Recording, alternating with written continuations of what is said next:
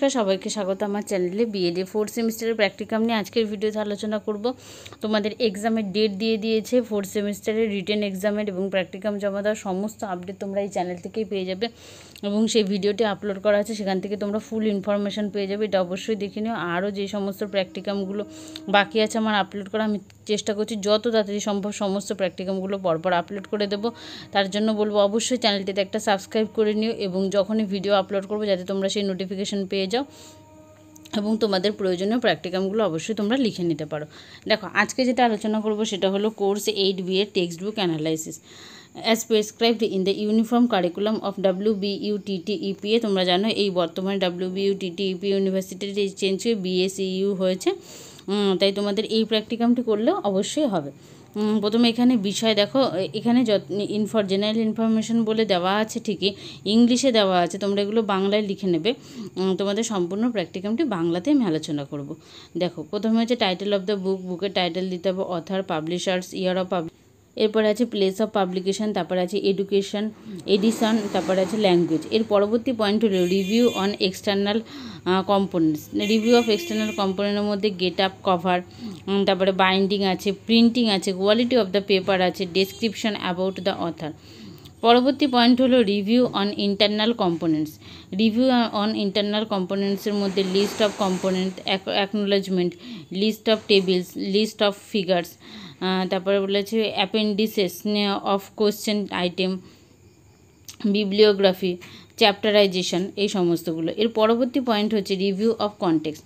Review of কন্টেন্টের মধ্যে আছে সামারি অফ দ্য কন্টেন্ট, তারপরে following guidelines of the books university, arrangement of units, sequence of units, তারপরে incorporation exercise, language error, concluding remarks of the reviewer. এরপরে চলে আসছি, তাহলে আমরা সম্পূর্ণ প্র্যাকটিকামটি শুরু করছি। দেখো, ফার্স্টেই বলা হয়েছে জেনারেল ইনফরমেশন। প্রথমে আমরা বলেছি অর্থাৎ পাঠ্যপুস্তক সম্পর্কে সাধারণ তথ্য আলোচনা করা। পাঠ্যপুস্তকের নাম এখানে দেখো কি বলেছে, পাঠ্যপুস্তকের নামটি হলো সমাজবিজ্ঞান শিক্ষণ পদ্ধতি ভূগোল। পাঠ্যপুস্তকটির ভাষা কি? বাংলা। এবার বলেছে লেখকের নাম, তোমরা যেই বইটা চুজ করবে তার লেখকের নাম লিখবে বা এইটাও সম্পূর্ণ লিখতে পারো। প্রকাশকের নাম, তারপরে আছে প্রকাশনী সংস্থা, প্রকাশকের ঠিকানা, প্রকাশনা সাল, পাঠ্যপুস্তকের স্তর। Review on external component. Review on external কম্পোনেন্টের মধ্যে কি বলেছে, get up, cover of the book, বইটির গেট আপ, মাধ্যম প্রকৃতি। তারপরে বলেছে আবরণীতে নীল রং ব্যবহার করে ইংরেজিতে বইটির নাম লেখা হয়েছে, লাল রং ব্যবহার করে বাংলাতে বইটির নাম লেখা হয়েছে, লাল রঙের দ্বারা রীতা বুক এজেন্সির নাম লেখা আছে। এরপরে আছে বাইন্ডিং। বাইন্ডিংয়ের মধ্যে আছে পুস্তকটি আঠা ব্যবহার করে বাঁধাই করা হয়েছে, বাঁধাই শক্ত নয়, সংরক্ষণযোগ্য নয়, দীর্ঘ সময়ের জন্য উপযুক্ত, টেকসই বাঁধাই না হওয়ায় বইটি দুর্বল প্রকৃতির। অর্থাৎ এই যে বইটার বাঁধাই কীরকম ধরনের সেই পয়েন্টগুলো এখানে দেওয়া হয়েছে। তারপরে আছে কোয়ালিটি অফ পেপার। পেপারের কোয়ালিটি কেমন? বইটির পৃষ্ঠার কাগজের মান খুব একটা ভালো নয়, তাই বলা যায় কাগজের মানের উপযুক্ততা দুর্বল প্রকৃতি। এরপরে আছে প্রিন্টিং। একটি ভালো পাঠ্যপুস্তকের গুণ হলো বইটির আকর্ষণীয় মুদ্রণ। সমাজবিজ্ঞানের ভূগোল এইটির মুদ্রা পাঠনযোগ্য। প্রত্যেকটি হরফের আকার সমান মাপের, ফলে সহজেই বোধগম্য, তাই হরফের আকারগত দিক থেকে উৎকৃষ্ট মানের। এরপর আছে ডেসক্রিপশন অ্যাবাউট অথার। বইটির রচয়িতা ডক্টর মহাদেব ঠাকুর চক্রবর্তী এবং পিউরা। ডক্টর মহাদেব ঠাকুর চক্রবর্তী ভূগোল বিষয়ে MA, MEd, PhD ডিগ্রি অধিকারী। তিনি কলকাতার বরাহনগরে সেন্ট্রাল মডার্ন কলেজ অফ এডুকেশনের অধ্যক্ষ, Ramakrishna mission, Brahmananda college of education, রহরার প্রাক্তন অ্যাসোসিয়েট। পিউরায় ভূগোল বিষয়ে MSc, BEd এর অধিকারী। গুপ্তিপাড়া গার্লস হাই স্কুল এবং সত্যব্রত বালিকা বিদ্যালয়ে তিনি প্রাক্তন শিক্ষিকা। 3 নম্বর পয়েন্ট হলো রিভিউ অন ইন্টারনাল কম্পোনেন্টস। কি বলা হয়েছে, লিস্ট অফ কন্টেন্ট। পুস্তকটি সূচিপত্র সুন্দর হরফে পৃষ্ঠা সংখ্যার সঙ্গে মুদ্রিত আছে। বইটিতে মোট 5টি অধ্যায়ের সঙ্গে ব্যবহারিক অংশ এবং শিখন নকশা বর্ণিত হয়েছে। সূচিপত্রের অধ্যায়গুলি হলো pedagogical analysis, teaching skill, social science teacher, activities নিয়েছে ইন সোশ্যাল সায়েন্স, তারপর এটা হচ্ছে assessment of social science learning ইত্যাদি।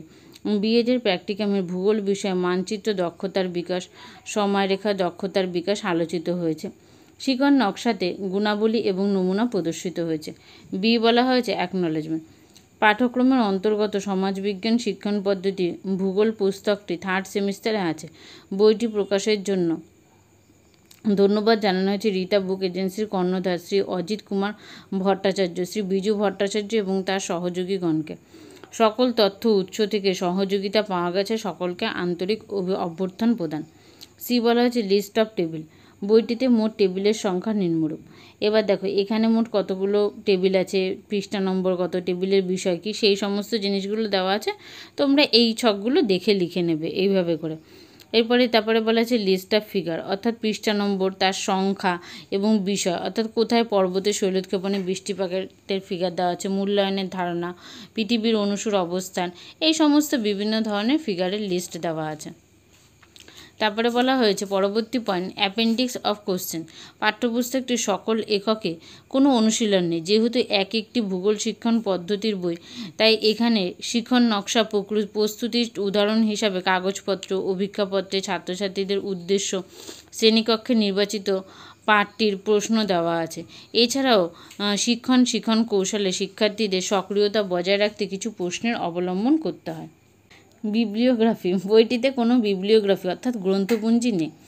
এরপরে বলা হয়েছে জি নম্বর পয়েন্টে চ্যাপ্টারাইজেশন। চ্যাপ্টারাইজেশনের মধ্যে দেখো এই বইটা তোমরা খেয়াল করলে বুঝতে পারবে 1 থেকে 62 নম্বর পৃষ্ঠা বিষয় কী কী আছে, তারপরে 63 থেকে 90 নম্বর পৃষ্ঠা, এরকম করে প্রত্যেকটা পৃষ্ঠা নম্বরে এবং তার কতগুলো সংখ্যা করে বা কী বিষয় সম্পর্কে আলোচনা করা হয়েছে সেইটা সম্পূর্ণ একটা লিস্ট দেওয়া আছে। সেই লিস্টটা তোমরা এখান থেকে দেখে লিখে নেবে। 4 নম্বর পয়েন্ট হয়েছে রিভিউ অব দ্য কন্টেন্ট, অর্থাৎ এই যে কন্টেন্ট আমরা দেখতে পেলাম বা সেটা রিভিউ সম্পর্কে। প্রথমে এ নম্বর পয়েন্টে বলা হয়েছে সামারি অব দ্য কন্টেন্টস। পাঠ একক বিশ্লেষণ।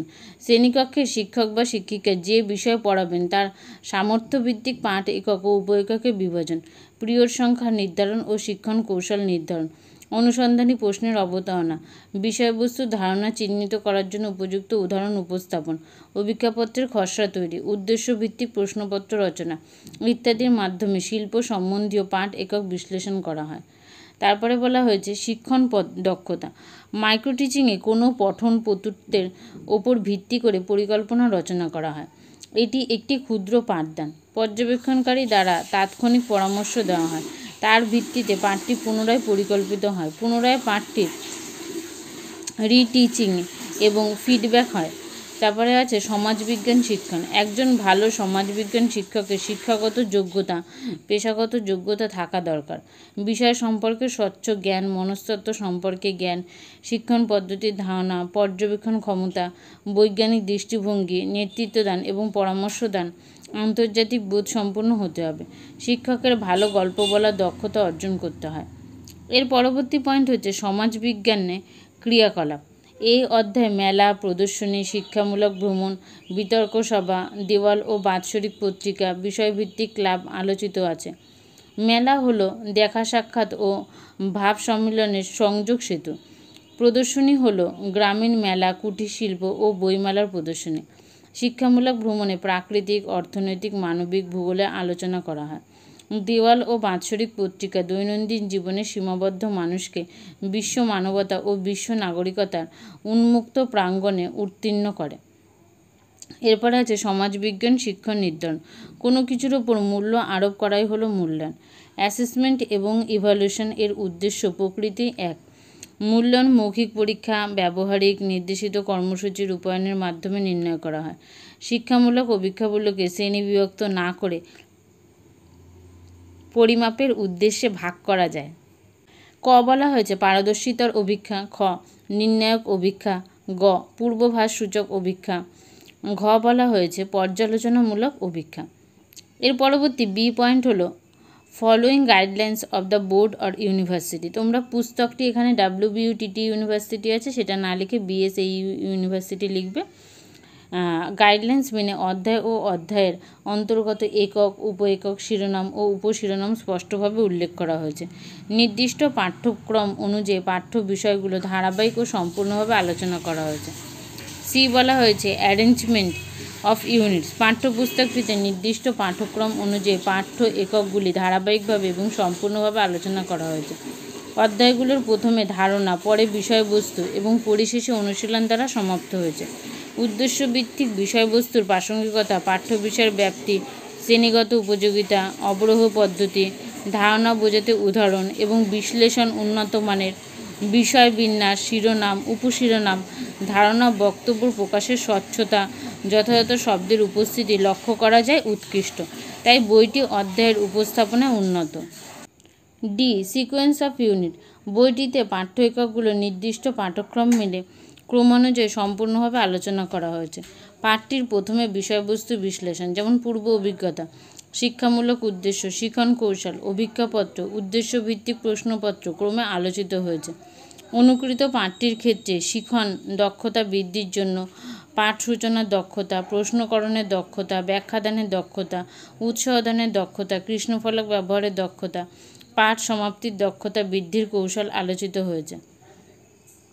এর পরবর্তী পয়েন্টে বলা হয়েছে ইনকর্পোরেশন এক্সারসাইজ। পাঠ্যপুস্তকটির বেশিরভাগ অধ্যায় শেষে অনুশীলনীতে প্রশ্ন দেওয়া আছে। ব্লুমস ট্যাক্সোনমি অনুযায়ী প্রশ্নগুলোকে জ্ঞানমূলক, বোধমূলক, প্রয়োগমূলক, দক্ষতামূলক এই 4টি পর্যায়ে বিন্যস্ত। এই দিক থেকে পুস্তকটি মধ্যম মানের। অনুশীলনীতে প্রশ্নমান 2-এর অতি সংক্ষিপ্ত প্রশ্নগুলো উত্তর লেখা আছে। যেমন ক বলা হয়েছে শিক্ষা সম্বন্ধীয় বিশ্লেষণ কাকে বলে, তারপরে বিষয় জ্ঞানের কয়টি স্তর ও কী কী।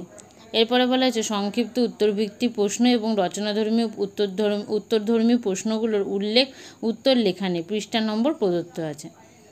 F নম্বর পয়েন্ট হলো ল্যাঙ্গুয়েজ এরর, অর্থাৎ পাঠ্যপুস্তকটিতে ভাষাগত ত্রুটি নেই। অতীব সহজ, সরল, প্রাণোজ্জ্বল ভাষা ব্যবহার করে পুস্তকটি রচনা করা হয়েছে। শিক্ষণ নকশায় ব্যবহৃত ভাষাগুলোর পাঠে খুব সহায়ক। এরপরে জি পয়েন্ট বলা হয়েছে ল্যামিনেশনস অব দ্য বুক। অধ্যায়ের শেষে কোনো সংক্ষিপ্তসার নেই। বইটির প্রতিটি অধ্যায়ের প্রশ্নপত্রের শেষে উত্তর সংক্ষিপ্ত ও রচনাধর্মী প্রশ্নের ক্ষেত্রে নেই। পৃষ্ঠা নম্বর থাকায় অধ্যায় খুলে দেওয়া হয়। এরপরে আছে অধ্যায়ের গুরুত্বপূর্ণ সংখ্যাগুলো হাইলাইটস করে দেওয়া নেই। প্রতিটি অধ্যায়ের সঙ্গে প্রচুর ছোট প্রশ্নের সংযোজন করতে হবে। জ্ঞান, বোধ ও প্রয়োগমূলক প্রশ্নের অন্তর্ভুক্তি করতে হবে। মলাট ও বাধাই মজবুত করতে হবে। 5 number point conclusion remarks of the reviewer. পাঠ্যপুস্তকটি উচ্চ স্তরে ছাত্রছাত্রীদের জন্য উপযুক্ত। বর্তমানে ভাষা ও শব্দ ব্যবহৃত হয়েছে। প্রতিটি অধ্যায়ে শিক্ষণ প্রক্রিয়াগুলো উদাহরণের সঙ্গে ব্যক্ত করা হয়েছে, যেমন ব্লুমস ট্যাক্সোনমি, অনুকৃতি পাঠ, পাঠ বিশ্লেষণ এবং শিখন নকশা প্রভৃতি। প্রতিটি অধ্যায়ে শিখন প্রদীপনের ব্যবহার যথোপযুক্ত এবং পরিচ্ছন্ন, যেমন পৃথিবীর আবর্তন গতি, ভারতবর্ষ, বায়ু দূষণ, জল দূষণ, মাটি, ইউরোপ মহাদেশ প্রতিটিতে TLM এর উপযুক্ত ব্যবহার হয়েছে। বইটিতে শিখন নকশার উদাহরণ সংখ্যাধিক। শিখনের লক্ষ্য ও উদ্দেশ্য নির্ধারণে প্রতিটি জ্ঞানমূলক, বোধমূলক ও প্রয়োগমূলক, বিশ্লেষণমূলক, মূল্যায়ন এবং সৃজন ইত্যাদি ভাগ দেখানো হয়েছে। পুস্তকটিতে প্রতিটি বিষয়ে পুঙ্খানুপুঙ্খ বর্ণনা দেওয়া হয়েছে বা শিক্ষক শিখনে খুবই যথোপযুক্ত। এই বইটির থেকে জ্ঞান লাভ করে একজন সাবলীল শিক্ষক গড়ে উঠতে শ্রেণীকক্ষে পাঠদান পদ্ধতির উদাহরণগুলো সমসাময়িক পাঠ্যক্রমের সঙ্গে উপযুক্ত। এই পর্যন্তই ছিল সম্পূর্ণ প্র্যাকটিকামটি। এখানে ভিডিওটি শেষ করলাম। নেক্সট প্র্যাকটিকাম নিয়ে আবার পরবর্তী ভিডিওতে তোমাদের সাথে আবার আলোচনা করব।